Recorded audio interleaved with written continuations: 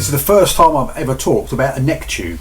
See, but let's be honest, this isn't just a neck tube. This is a Gore-tex neck tube.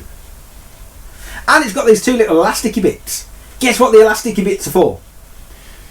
Ears. Yeah! Exactly that, right? So quite topical. You can stick it over your head, right? Loop these over your ears so it sits on. And then basically when you pull your helmet on, it's not going to fall down. Ah. See, that's what it's designed for. But it's Gore-tex, which means it's waterproof. So, how would you wear this? And don't say over your head. Would you wear it inside your jacket or would you wear it over the top of your jacket? Over the top.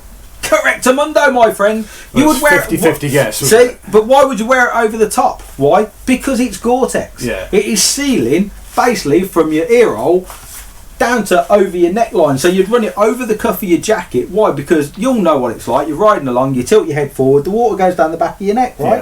Yeah. If that's inside your jacket, that's going to just run down. It's just going to be like, the Doesn't Nile. matter if it's waterproof. Doesn't matter. It's coming in.